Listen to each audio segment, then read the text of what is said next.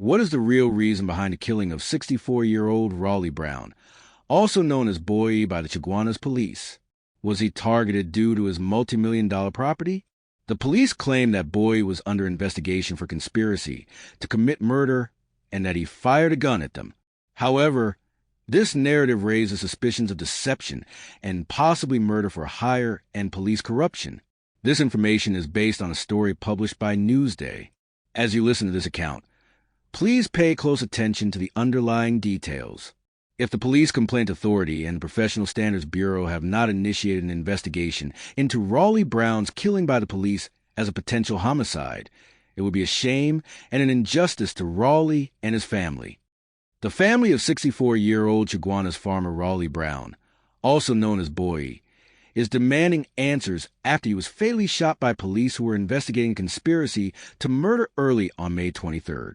A police report said around 4:30 a.m. on May 23rd, after meticulous and diligent investigations, the Anti-Extortion Unit, assisted by the Central Division Task Force Area North, went to Sioux Grim Trace Reserve, Endeavor Road in Chaguanas, in search of Brown, who they know by the alias Aki.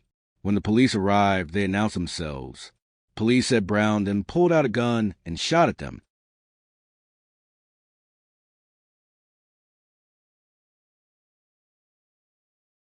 Police shot back, and Brown was hit multiple times about his body.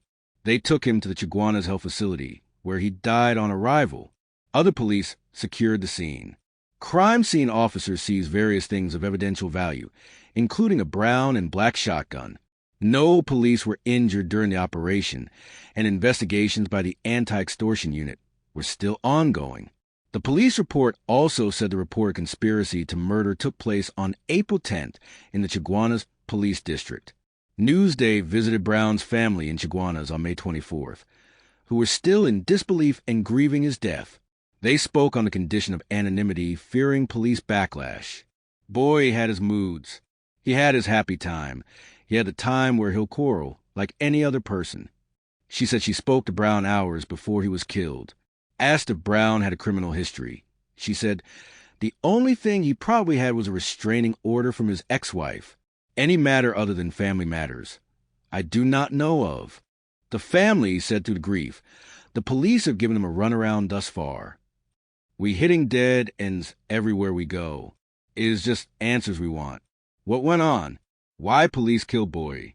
The allegations, we know nothing of that. We found out about his death on social media. Up to now, police have not contacted us. The family said around 8 a.m. on May 23rd. They went to Brown's Sioux Grim Trace home and found the place opened. They also saw a suitcase, which Brown used to store important documents, had been opened and the documents were missing. His ID card, all the papers for the land, birth paper, everything missing. We tried going to the police station, who gave us a number for someone in the Anti-Extortion Unit. The police answered and asked for time to respond. We calling him now and no answer. We went by the funeral home, but they said we need his ID card and a police officer to view his body. The family also disputed and denied police claims of Brown being known as Aki. No one here knows him by that name. Everyone calls him Boy. Newsday also visited Brown's house and land on Sioux Grim Trace on May 24th. His house and land is directly east of Heartland Plaza. Before entering the compound, there was a shed in which Brown sold his produce to the public. His modest plyboard house, a 10 by 15 structure, had only a bed and a few everyday necessities like a piece of cheese, a toothbrush and toothpaste, and partially used cigar. The house does not have running water and electricity. The closest neighbor lives 100 meters away. Brown occupied what appeared to be a 5-acre parcel cultivated with various crops, including Riley pawpaw, coconuts, and sweet potato. He was here about 3 years now. He had married a lady and, like it didn't work out, she put him out and he was here for all that time. Newsday saw blood on the mattress as the family had taken off the sheets. There were also numerous bullet holes in Brown's pillow. While inside the wooden house, a male relative lifted the bed. Newsday saw bullet holes beneath the spot where the bed once stood, along with silver bullet slugs. Newsday also saw no signs of forced entry, as the door had been intact. Additionally, The door could only be opened from the inside. Bullet holes marked the wall behind the bed, which had been positioned in the right-hand corner of the wooden house upon entering. Though police said they were shot at, Newsday noticed there were no bullet holes in the walls at the two sides of the door. His family said there were two potential buyers for his land, but they do not know the full details. One farmer said he has known Brown for a very long time. He told Newsday, "Nearly 40 years we have been planting." Asked about the allegations that Brown shot at the police, he said that boy was not a criminal. "That's a lie. He's not that type of guy. He's not a criminal. All he thinks about is planting and selling food. He don't be in no criminal activities." He said the central farming community lost an asset to the industry. It was mentioned earlier to pay attention to the hidden details in this story. Newsday did an excellent job of objectively and impartially investigating Mr. Brown's killing and reporting the facts. This is a standard that media outlets should strive for. Now, let's compare Newsday's coverage to a police cover story report by Ian Allen. Try to determine for yourself why Ian Allen's reporting is considered a police cover story. Suspect killed in police-involved shooting during anti-extortion unit operations in Chaguanas. One pop shot. Gun recovered, said police. I repeat, suspect killed in police-involved shooting during anti-extortion unit exercise.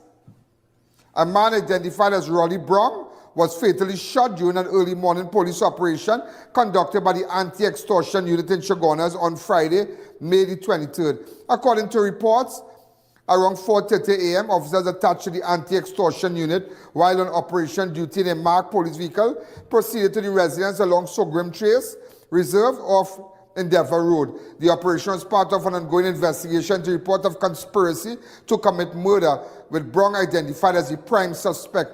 Upon arrival at the location, officers announced their presence and attempted to apprehend the suspect.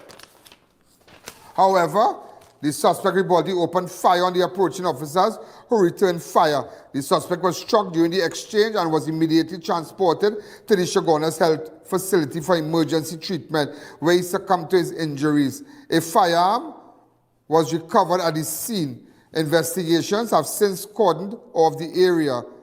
Investigators. So this is the guy here. He has been identified as Raleigh Brown. Apparently it had to do with some extortion thing. And police went to investigate and they were confronted with gunfire. That is what the police said. That is what they said. In fact, ladies and gentlemen, I'm aware of this case even prior to all this. I am aware of this case, and I want you to know that. I want you to know that I'm aware of this case, this particular case, ladies and gentlemen. Did you identify why Ian Allen's reporting on Mr. Brown's killing is considered a police cover story? The mistake Ian Allen made was in his statement. I am aware of this case. Allen is not part of any of the groups involved on the left. He does not hold any elected, appointed, or government position that grants him legal authority over citizens or responsibility for police investigations. His awareness of the case means nothing. Other media outlets, such as The Express, The Guardian, Newsday, TV6, TTT, and others, focus on investigating and reporting the facts rather than simply stating awareness. Allen's claim of being aware of the case seems intended to give his audience the impression that there is a case against Mr. Brown, thereby justifying the shooting. Either Allen is lying or he is serving as a cover for the police regarding this killing. The police and those responsible for Mr. Brown's death are counting on people not to care about this 64-year-old, hard-working, poor farmer. They hope that no one will notice the obvious signs that his death was a homicide and that his family lacks the will or means to seek justice for Mr. Raleigh Brown. Mr. Brown's life matters, just like all lives, and his case deserves a thorough investigation. We urge you to pay attention to the details in this case. If you did, you will see that there is much more to the story than what they want you to know or believe. 1. Raleigh Brown lived a simple, humble life. He was a hard-working farmer for over 40 years. He was very visible and well-known in his community. No criminal record of any significance. He does not fit the profile of a criminal gang extorter. 2. Anti-extortion unit. Anti-extortion unit dedicated to combating extortion crimes. This unit, led by ACP Richard Smith, actively investigates and arrests individuals involved in extortion-related offenses. Why was this unit involved in this case? 3. Missing property documents. Why would the police remove Mr. Brown's legal property documents for his home? The documents now belong to his next of kin. His ID card, all the papers of the land, birth paper, everything was missing. 4. Derelict one-shot homemade gun. Where did this gun come from? 5. Undamaged door. Newsday also saw no signs of forced entry, as the door had been intact. Additionally, the door could only be opened from the inside. This could mean that Mr. Brown opened the door. 6. Room. Newsday noticed there were no bullet holes in the walls at the two sides of the door. 7. Time of operation. Police set times of operations for two main reasons. 1. Surprise, or 2. Cover-up. There's a great likelihood of no witnesses at 4:30 a.m. Why 4:30 a.m. for Mr. Brown? 8. Bullet's trajectory. 2 deformed bullets were found under the bed. Newsday saw blood on the mattress as the family had taken off the sheets. There were also numerous bullet holes in Brown's pillow. 9. Multi-million-dollar land. Mr. Brown owned valuable prime property that had great development possibilities. He had 2 buyers. His lifestyle was simple, economical, and humble. The likelihood that he was involved in extortion is 0%. This case is all about Mr. Brown's land. Just follow the money and you will solve this case.